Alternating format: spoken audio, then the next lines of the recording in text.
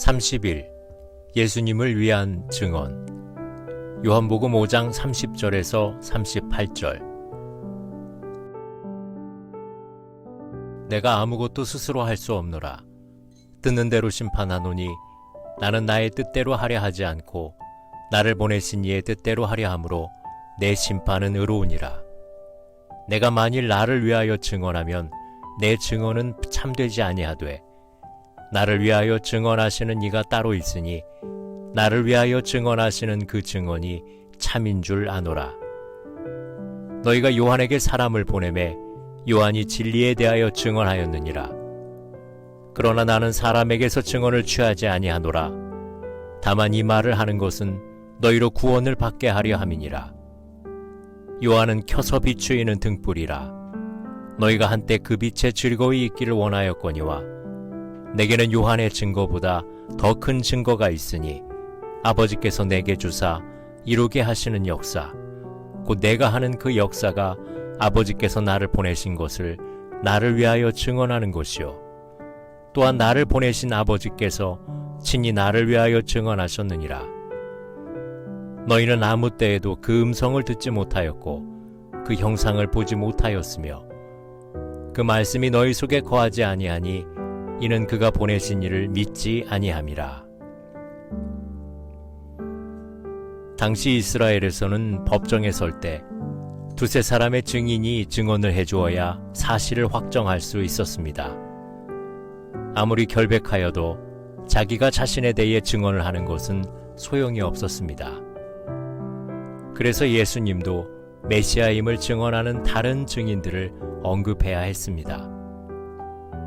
먼저 예수님은 32절에 하나님을 증인으로 채택합니다. 37절에도 아버지께서 나를 위하여 증언하셨느니라고 언급합니다. 예수님이 세례를 받으실 때 변화산에 올라가셨을 때도 이는 내 사랑하는 아들이요 내가 기뻐하는 자라는 하나님의 음성을 들었습니다. 그런데 이 하나님의 직접 증언은 신령한 눈과 귀가 열리지 않으면 들을 수 없는 것이 문제입니다. 그러므로 두 번째 증인으로 세례 요한이 채택됩니다. 세례 요한은 예수님에 대해 세상 죄를 지고 가는 하나님의 어린 양, 성령으로 세례를 주시는 분이라고 계속 증언하였습니다. 세례 요한의 말을 듣고 예수님을 따르는 사람도 있었습니다. 우리는 믿을 만한 사람의 증언을 듣고 따릅니다. 사람들은 하나님에게 직접 듣기보다는 사람들을 통해 간접적으로 듣기를 더 좋아합니다.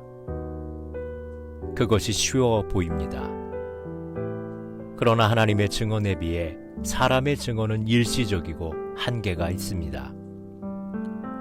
35절에 보면 요한의 증언은 켜서 비추는 등불이라 너희가 한때 그 빛에 즐거이 있기를 원하였거니와 라고 했습니다. 하나님의 증언은 영원한 빛이지만 사람의 증언은 마치 불을 켜서 잠시 비추는 등불과 같습니다. 얼마간 지나면 꺼지고 또 다른 사람이 일어나 증언을 이어갑니다. 그러니 하나님의 빛은 영원히 계속되는 것입니다. 세 번째 증거는 현재적으로 확인 가능한 것으로 예수님이 하시는 일입니다.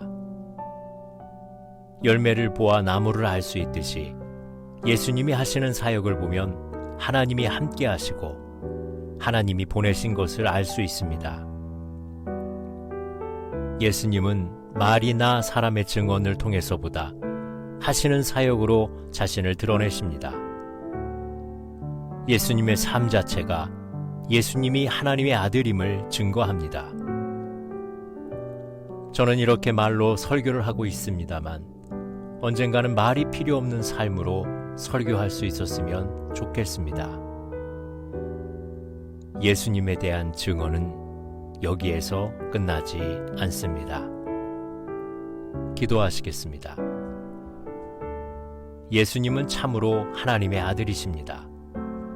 말씀이, 사람들의 증언이, 그리고 하신 일이 그것을 증거합니다. 저희들도 자신과 타인들, 그리고 하나님께 인정을 받을 수 있는 하나님의 사람들이 될 수 있도록 도와주시옵소서. 예수님 이름으로 기도드립니다. 아멘.